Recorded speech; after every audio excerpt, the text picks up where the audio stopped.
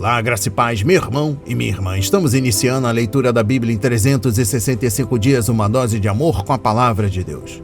Hoje, no 237º dia, eu trago para leitura e comentários bíblicos os livros de 1 de Crônicas, capítulos 27 e 28, livro de Provérbios, capítulo 23 e o livro de Romanos, capítulo 7. Neste momento, você precisa estar de posse de um bloco de anotação, caneta ou lápis. A Bíblia, tão importante quanto a sua leitura diariamente, nos aproxima de Deus, fortalecendo assim a nossa fé e a esperança. Enquanto você prepara o nosso kit de fé, trago uma mensagem rápida. Todos nós temos a necessidade de estarmos em comunhão com Deus diariamente. Comunhão esta, agora, a leitura da Bíblia. Orar, meditar, refletir. A Bíblia Sagrada está cheia de promessas. Precisamos acreditar na palavra de Deus. Alimente a sua fé. A sua palavra tem muito mais força do que as coisas contrárias. Estamos vivendo um tempo em que devemos abrir os olhos. Satanás não está aqui para roubar o seu carro, sua casa, sua roupa, seu apartamento, celular, relógio. Ele vem para roubar agora esta semente, este estudo bíblico, a sua fé e os propósitos que Deus tem para você. Precisamos usar todos os recursos que Deus tem nos dado, incentivar a leitura da Bíblia, estudar. A Bíblia Sagrada nos faz gerar a fé, nos faz ter o alimento, a cura e a restauração. A compreensão da palavra vem através da revelação pelo Espírito Santo. Senhor, revele a compreensão de sua palavra. Jesus Cristo, me dê compreensão de sua palavra hoje e sempre. Em nome de Jesus, amém. E graças a Deus. Se desconecte de tudo e permita que a palavra do Senhor adentre em vossos corações. Vamos para a leitura no livro 1 de Crônicas, capítulo 27 e capítulo 28. Os turnos de serviço para cada mês. São estes os filhos de Israel, segundo o seu número, os chefes das famílias e os capitães de milhares e de centenas, com os seus oficiais, que serviam o rei em todos os negócios dos turnos que entravam e saíam de mês em mês durante o ano. Cada turno era de 24.000. Sobre o primeiro turno do primeiro mês estava Jazobeão, filho de Zabdiel. Em seu turno havia 24.000. Ele era dos filhos de Pérez, chefe de todos os capitães dos exércitos para o primeiro mês. Sobre o turno do segundo mês estava Dodai, o Auita, a cujo lado estava Miclote. Também em seu turno havia 24.000. O terceiro capitão do exército e o designado para o terceiro mês era Benaia, chefe, filho do sacerdote Joiadá. Também em seu turno havia 24.000. Esse Benaia era homem poderoso entre os 30 e era o chefe deles. O seu turno estava ao encargo do seu filho Amizabade. O quarto para o quarto mês era Azael, irmão de Joabe, e depois dele Zebadias, seu filho. Também em seu turno havia 24.000. O quinto capitão para o quinto mês era Samute, o Israelita. Também em seu turno havia 24.000. O sexto para o sexto mês era Ira, filho de Iques, o Tecoíta. Também em seu turno havia 24.000. O sétimo para o sétimo mês era Eles, o Pelonita, dos filhos de Efraim. Também em seu turno havia 24.000. O oitavo para o oitavo mês era Sibecai, o Uzatita, dos Zeraitas. Também em seu turno havia 24.000. O nono para o nono mês era Abiezer, o Anatotita, dos Benjamitas. Também em seu turno havia 24.000. O décimo para o décimo mês era Maarai, o Netofatita, dos Zeraitas. Também em seu turno havia 24.000. O 11º para o 11º mês era Benaia, o Piratonita, dos filhos de Efraim. Também em seu turno havia 24.000. O 12º para o 12º mês era Eudai, o Netofatita, de Otiniel. Também em seu turno havia 24.000. Os chefes das tribos. Estes foram os chefes das tribos de Israel. Sobre os Rubenitas era chefe Eliezer, filho de Zicri. Sobre os Simeonitas, Cefatias, filho de Maacá. Sobre os levitas, Asabias, filho de Quemuel. Sobre os aronitas, Zadoque. Sobre Judá, Eliú, dos irmãos de Davi. Sobre Issacar, Onri, filho de Micael. Sobre Zebulon, Ismaías, filho de Obadias. Sobre Naftali, Jerimote, filho de Asriel. Sobre os filhos de Efraim, Oséias, filho de Azazias. Sobre a meia tribo de Manassés, Joel, filho de Pedaías. Sobre a outra meia tribo de Manassés, em Gileade, Ido, filho de Zacarias. Sobre Benjamim, Jaaziel, filho de Abner. Sobre Dan, Azarel, filho de Jeroão. Estes eram os chefes das tribos de Israel. Davi não contou os que tinham menos de 20 anos, porque o Senhor tinha dito que multiplicaria Israel como as estrelas do céu. Joabe, filho de Zeruia, tinha começado a contar o povo, porém não acabou, visto que por causa desse censo veio grande ira sobre Israel. Por isso o número não foi registrado na história do rei Davi. Administradores dos bens de Davi. Asmavete, filho de Adiel, cuidava dos tesouros do rei. Jonatas, filho de Uzias, cuidava do que o rei possuía nos campos, nas cidades, nas aldeias e nos castelos. Esri, filho de Quelube, cuidava dos lavradores do campo que cultivavam a terra. Simei, o Ramatita, cuidava das vinhas. Porém, Zabdi, o Sifmita, cuidava do que entrava das vinhas para as adegas. Baal-Anã, o Gederita, cuidava dos olivais e sicômoros que havia na Cefelá. Porém, Joás cuidava dos depósitos do azeite. Sitrai, o Saronita, cuidava do gado que pastava em Saron. Porém, Safate, filho de Adlai, cuidava do gado dos vales. Obil, o Ismaelita, cuidava dos camelos. Gedias, o Meronotita, cuidava das jumentas. Jaziz, o Agareno, cuidava das ovelhas. Todos estes eram administradores dos bens do rei Davi. Conselheiros do rei. Jonatas, tio de Davi, era do conselho, homem sábio e escriba. Jeiel, filho de Acmone, cuidava dos filhos do rei. Aitofel era do conselho do rei. Uzai, o Arquita, era amigo do rei. A Aitofel sucederam Joiadá, filho de Benaia, e Abiatar. Joabe era comandante do exército do rei. Davi apresenta Salomão como seu sucessor. Davi convocou para Jerusalém todos os chefes de Israel, os chefes das tribos, os capitães dos turnos que serviam o rei, os capitães de 1000 e os de 100, os administradores de todos os bens e rebanhos do rei e de seus filhos, bem como os oficiais, os poderosos e todos os guerreiros valentes. O rei Davi se pôs em pé e disse: Meus irmãos e meu povo, escutem.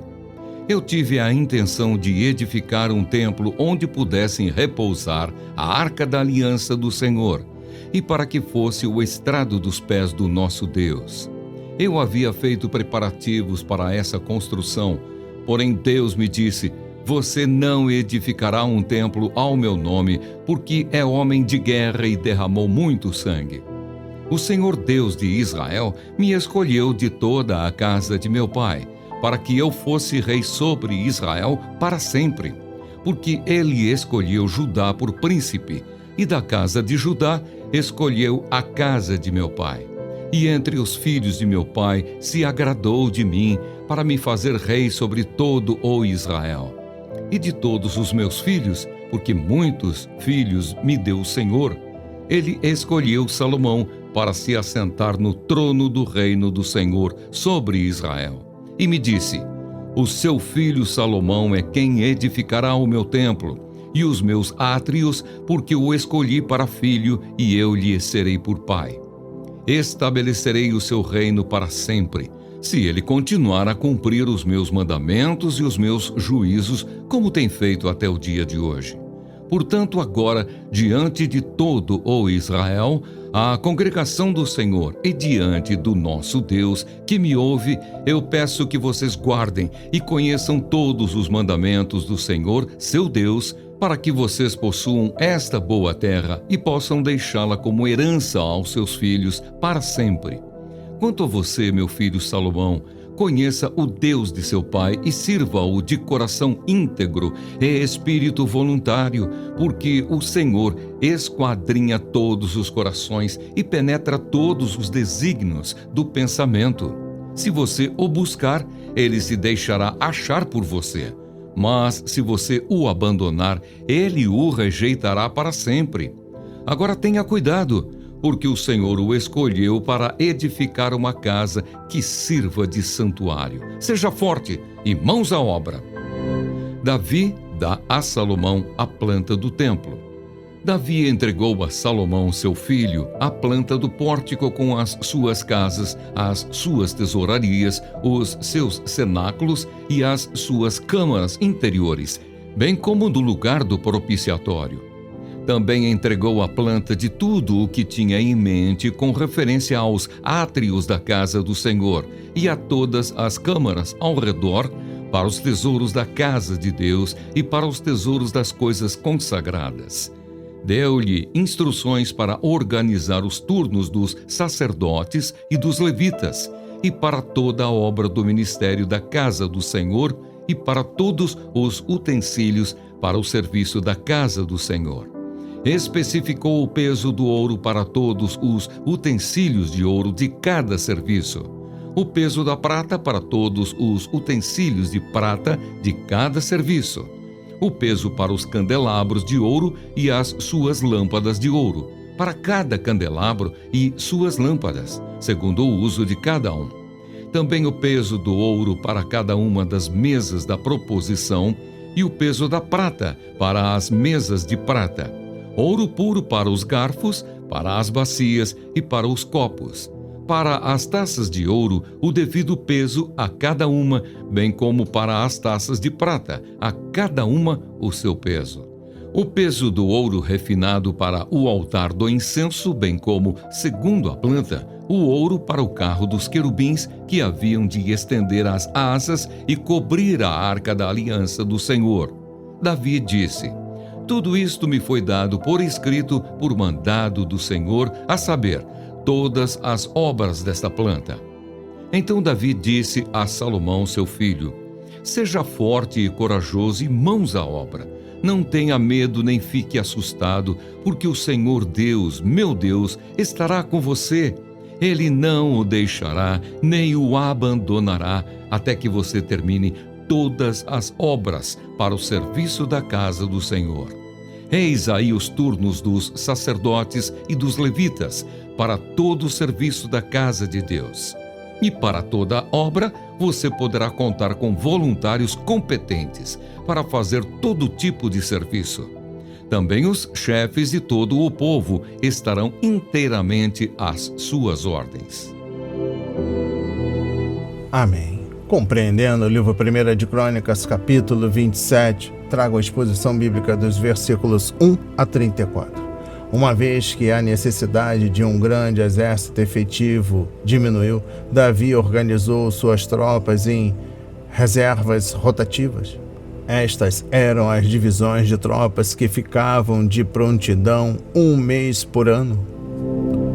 Exposição bíblica dos versículos 25 a 34. Estes versículos apresentam uma lista do equipamento dos conselheiros particulares e mais próximos de Davi.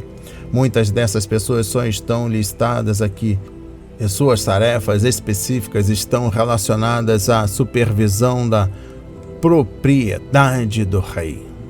Exposição bíblica dos versículos 32 a 34. 6 homens do círculo íntimo de Davi estão incluídos nesta breve contagem. Um deles, Aitofel, foi desleal com o rei na tentativa feita por Absalão de tomar o trono de seu pai. Referência a 2 Samuel, capítulo 15, versículos 12, versículos 30 a 37, capítulo 16, versículo 15 ao capítulo 17, versículo 23. A razão pela qual ele foi substituído não é mencionada aqui. Ao longo de sua vida, Davi demonstrou uma incrível capacidade de motivar grande lealdade nas pessoas ao seu redor.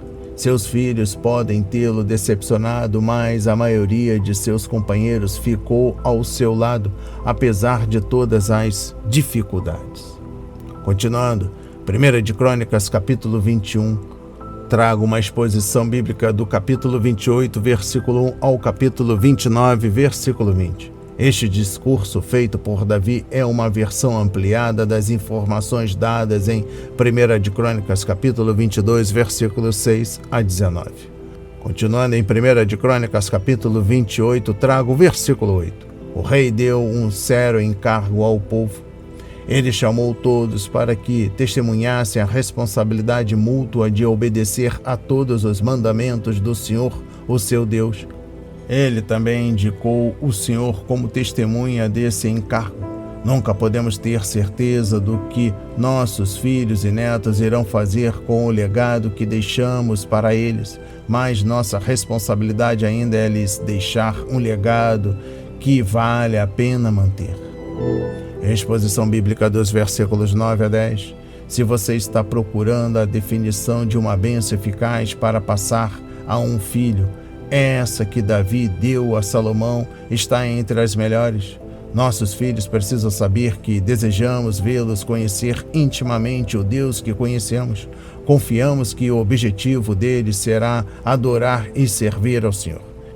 Queremos que o coração e a mente deles se envolvam em seu relacionamento com Deus, porque o Senhor vê o coração e a mente do homem. Podemos prometer a nossos filhos que, se eles buscarem Deus, irão encontrá-lo. Vamos para a leitura no livro de Provérbios, capítulo 23. 6. Quando você se assentar para comer com um governador, leve bem em conta quem está diante de você. Encoste uma faca na sua própria garganta se você é glutão. Não cobice os pratos deliciosos que ele serve, porque essa comida é enganadora. 7.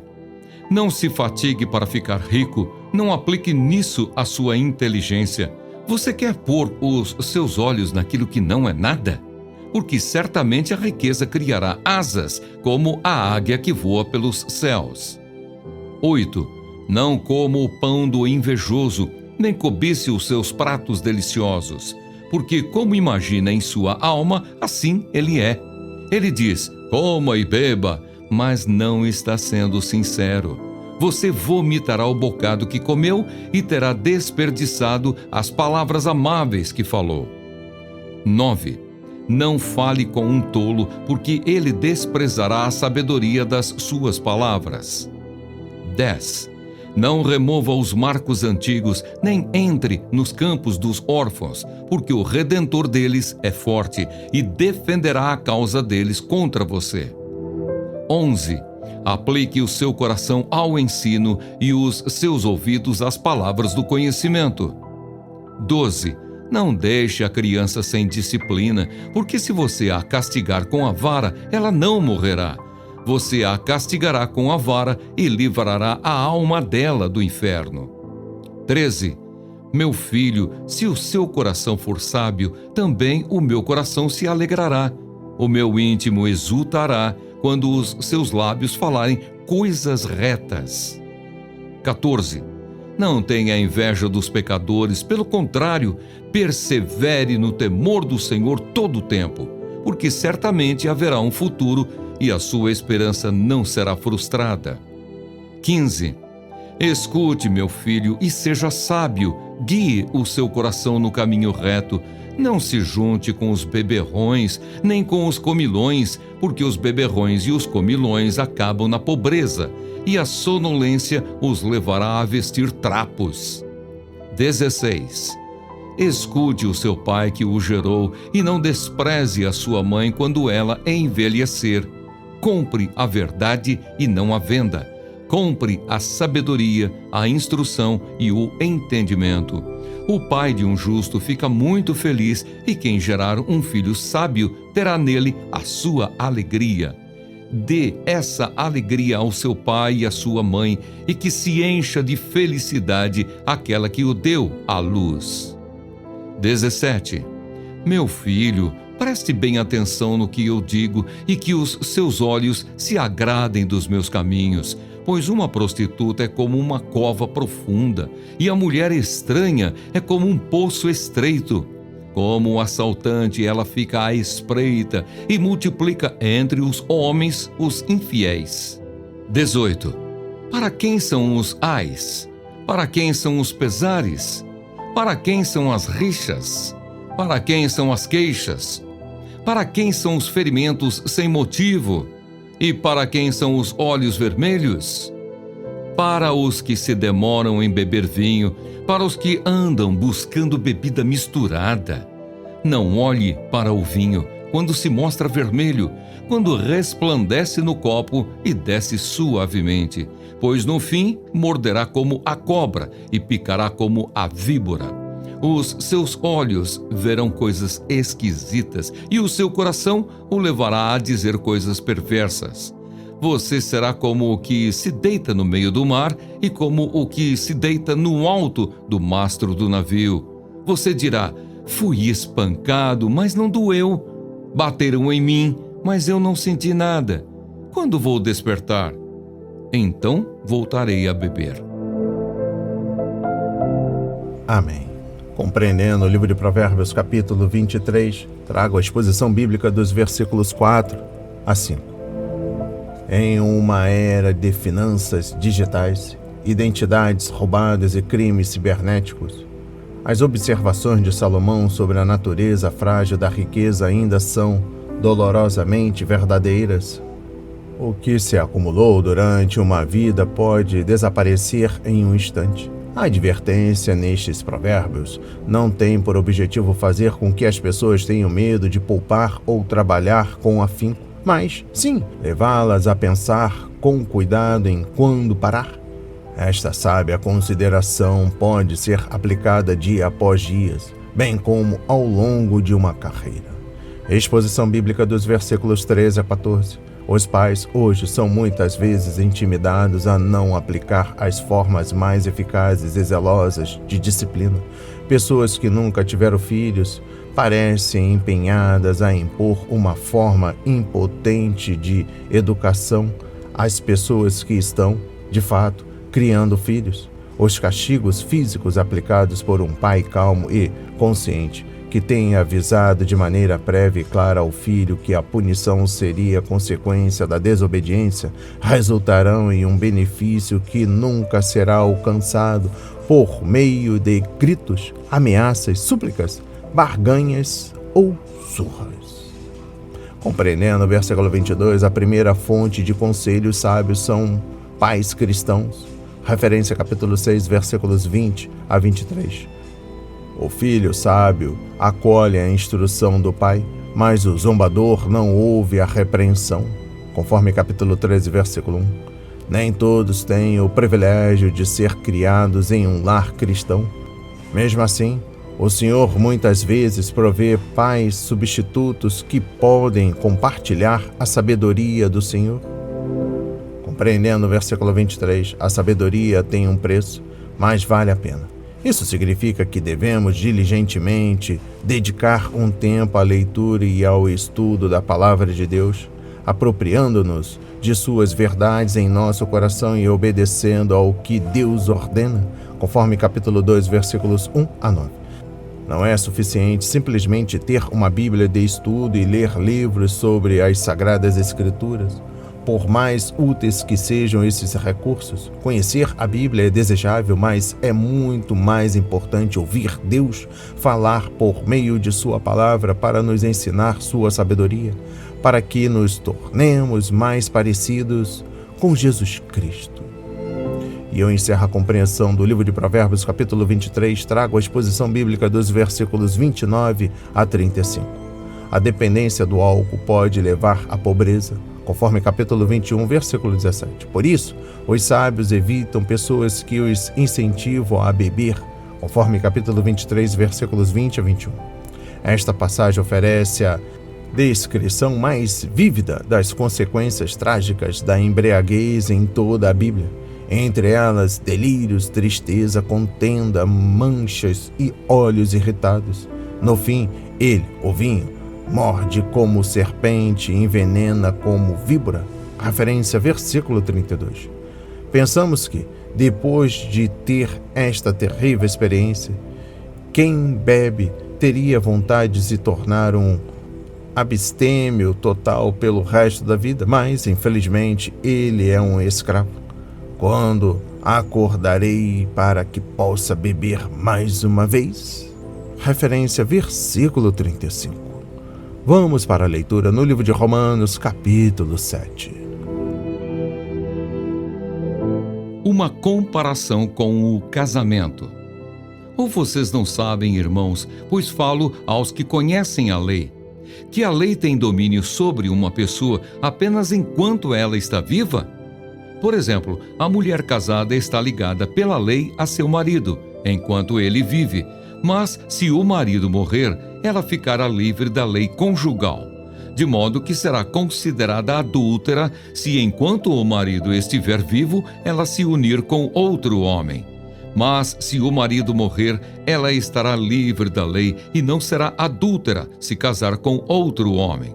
Assim, meus irmãos, também vocês morreram para a lei por meio do corpo de Cristo, para que pertençam a outro, a saber, aquele que ressuscitou dentre os mortos, a fim de que frutifiquemos para Deus. Porque quando vivíamos segundo a carne, as paixões pecaminosas despertadas pela lei operavam em nossos membros, a fim de frutificarem para a morte.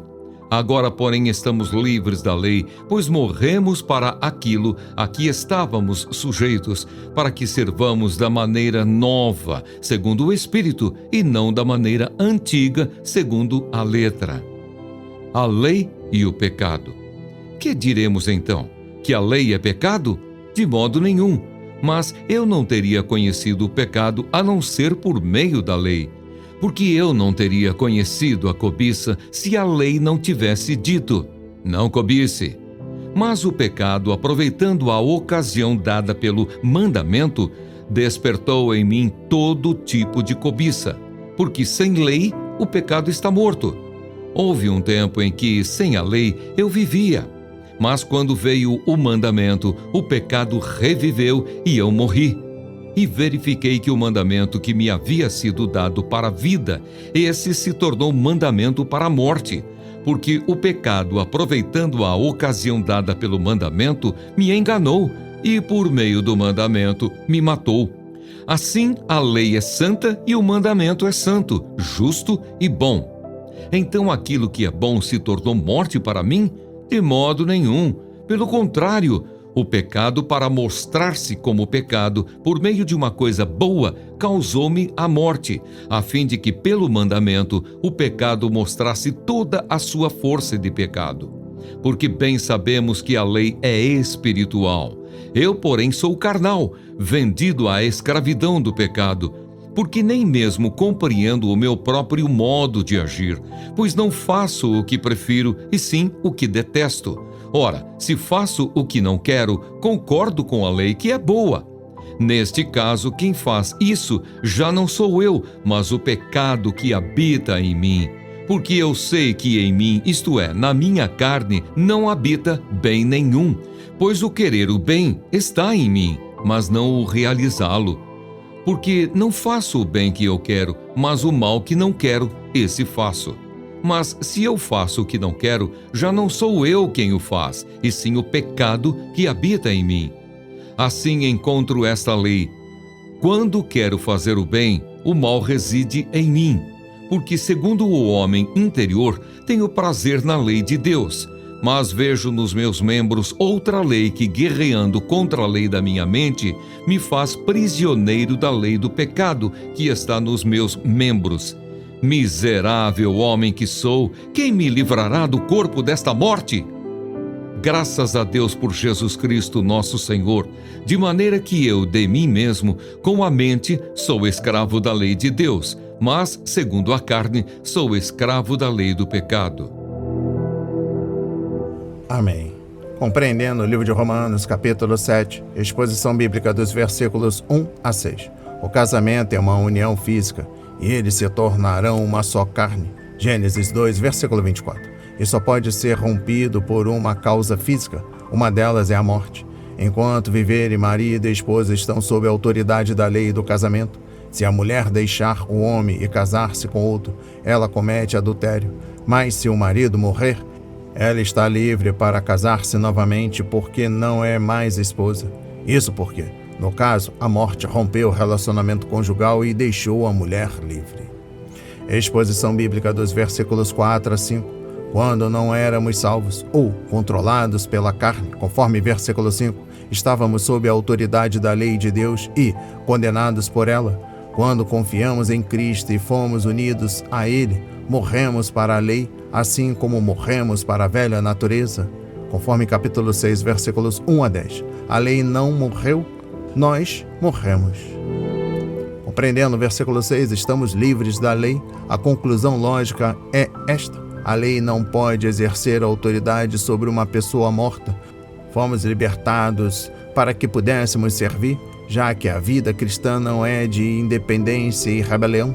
Morremos para a lei para que pudéssemos casar-nos com Cristo, ou seja, fomos libertados da lei para que pudéssemos servir ao Senhor.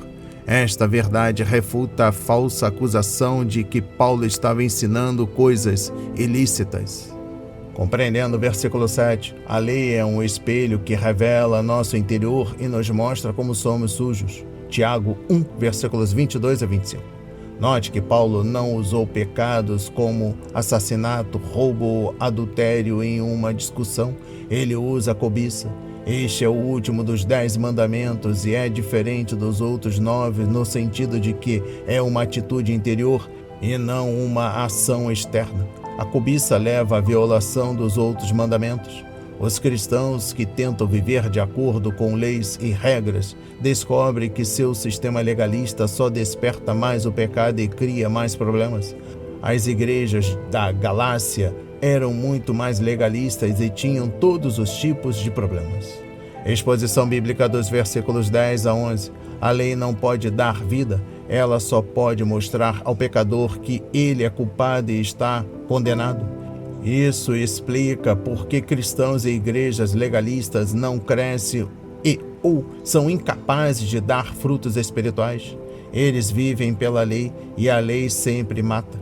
Poucas coisas estão mais mortas do que uma igreja ortodoxa que se orgulha de seus elevados padrões e tenta segui-los com a própria força. Muitas vezes, os membros dessa igreja começam a julgar e a condenar uns aos outros, e o triste resultado é uma luta na congregação e, em seguida, uma divisão que deixa os membros ou ex-membros irritados e amargurados.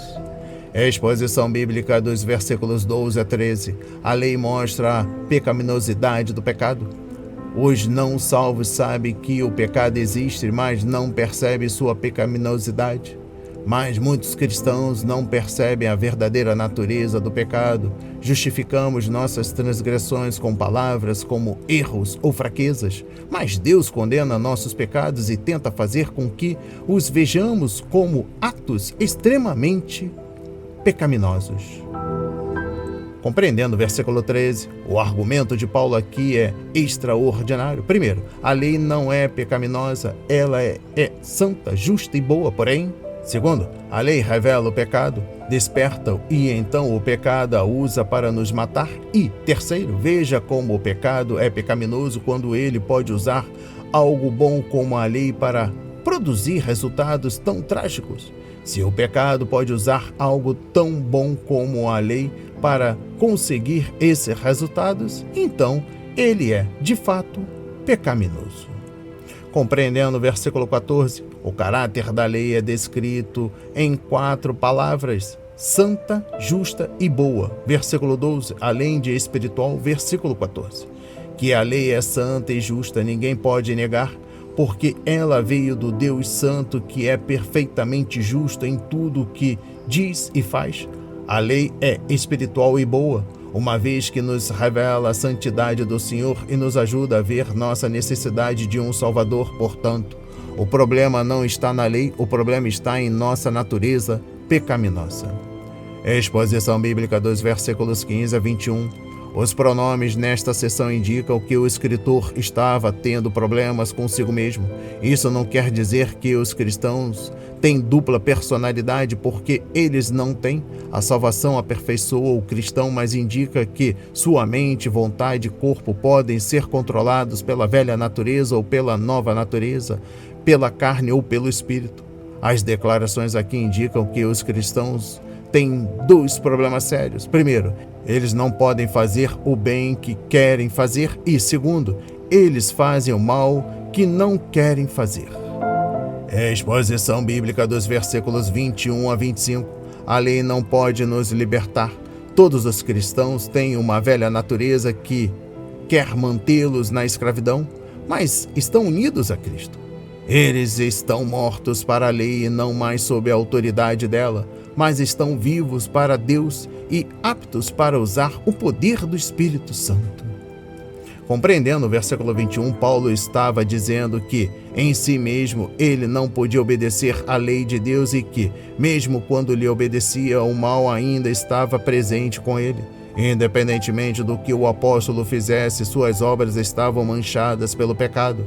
Mesmo tendo feito melhor, ele teve de admitir que era um servo inútil, conforme Lucas 17, versículo 10. E eu encerro a leitura da Bíblia em 365 dias e também da compreensão do livro de Romanos, capítulo 7. Eu trago versículos 25. A última frase do capítulo ensina que os cristãos levam uma vida dividida, pecando com a carne, mas servindo a Deus com a mente. Os cristãos percebem que neles a carne e o espírito lutam, conforme Gálatas 5, versículos 16 a 18, mas sabem que um ou outro deve estar no controle. Aleluia! As palavras de hoje foram semeadas para as nossas vidas, para a honra e a glória do Senhor. Receba este alimento diário, não hesite, compartilhe. Deus está interessado na minha e na sua dor. Que Deus nos abençoe.